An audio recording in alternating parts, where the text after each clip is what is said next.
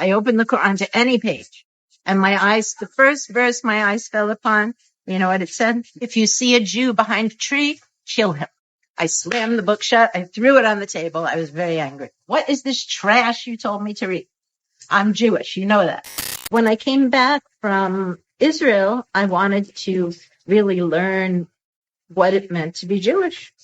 So I started going to a conservative temple in New York City, which was near my apartment, and I took some classes there. But in those classes, the emphasis again seemed to be on the Jews as a people, not on God and not on the relationship between the person and God, their creator. And that's really what I was interested in.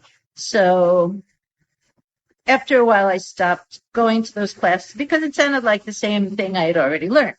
And that's not what I wanted. It wasn't what I was looking for. I'm a student at NYU, which means I spent a lot of time in Washington Square Park. One day in Washington Square Park, a very handsome, older African-American gentleman turned to me and said, "Do you believe in God?" And this question was totally out of the blue. So I was like, I just looked at him, and I was like, well, I haven't thought about that for a really long time, like since I was 12 years old. So I have to think about it. But just him asking the question was really enough for me to start focusing more and really thinking about that question. So since I was in the park a lot, and since Mike, this African-American man, was also in the park a lot, I had the opportunity to ask him lots of questions. How do you know there's a God? And he answered as many of my questions as he could. One of the things he said was, well, the universe itself is an open book. This is God's creation, the whole entire universe. So when you see it, this is proof of his existence. I asked him many, many questions. There came a point where he said, your questions are getting more complicated. I can't answer them.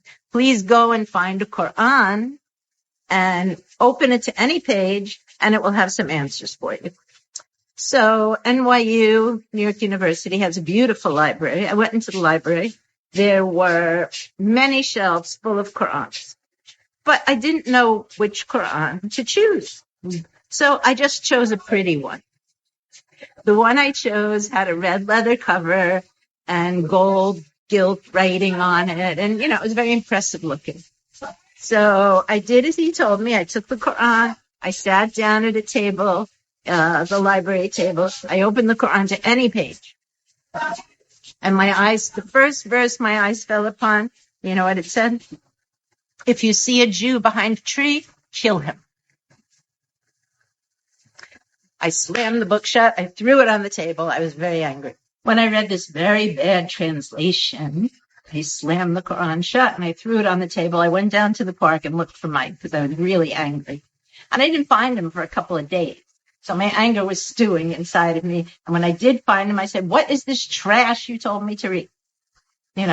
I'm Jewish. You know that. So this book is telling me that I should kill Jews. He said, well, what Quran did you get? And I described the Quran with the gilt red leather cover, translated in the 1890s by a man named George Sales. So Mike told me, George Sales was a Christian missionary in the Middle East, translating the Quran so that he could bring people to Christianity. He hated Islam and he hated Muslims. Please go to a mosque and get a real Quran. So I did that. I went to the nearest masjid. Now, by this time, I knew I should be a little bit modest going to a masjid. So I had a long Indian print dress and had a shawl over my shoulders, and I walked to the masjid.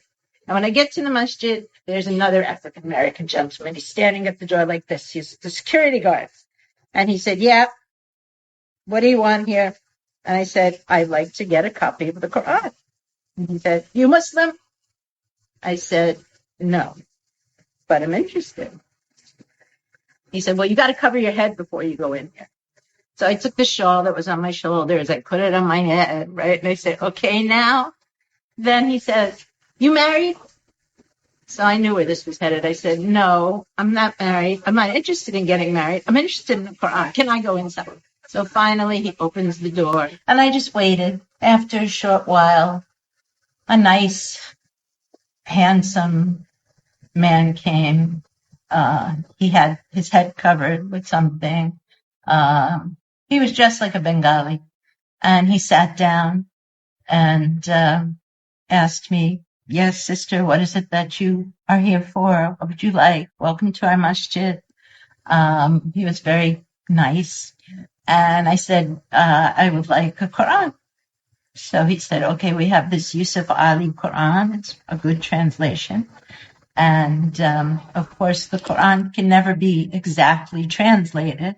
You have to keep in mind that it's in Arabic, and this is the best translation we have. So I was very happy.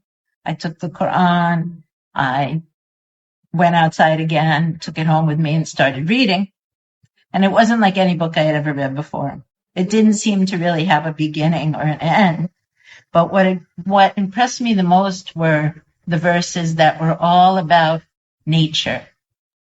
After all, I wanted to know about Allah's existence.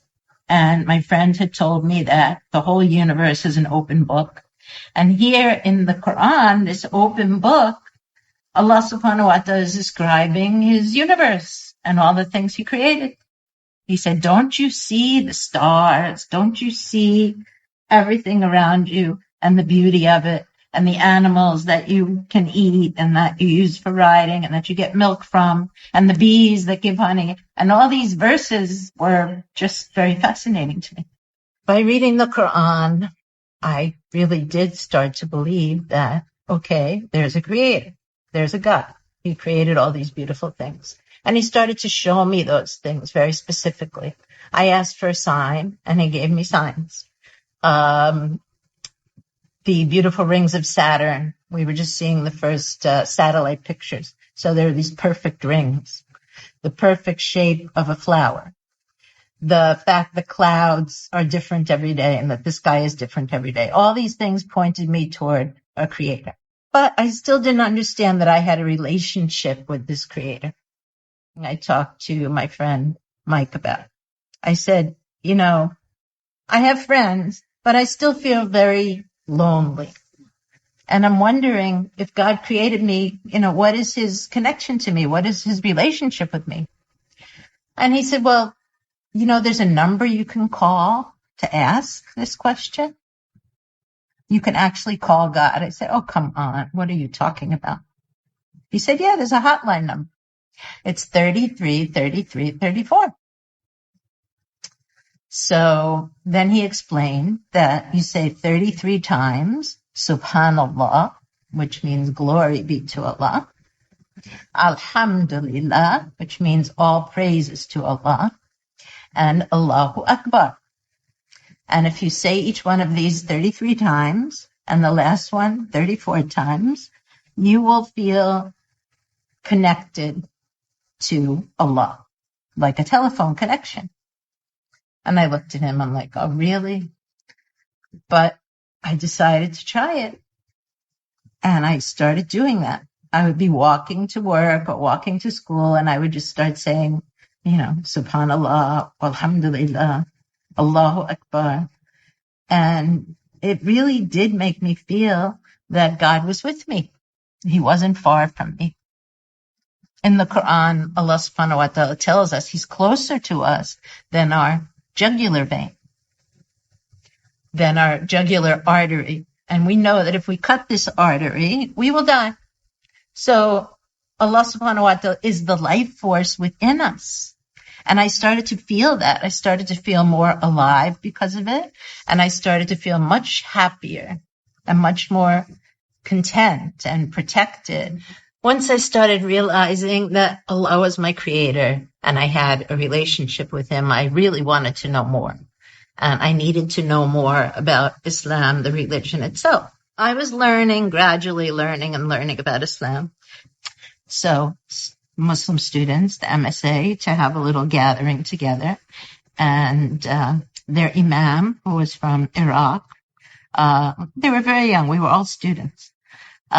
he gave me my shahada, and I repeated after him, La ilaha illallah, Muhammadur Rasulullah.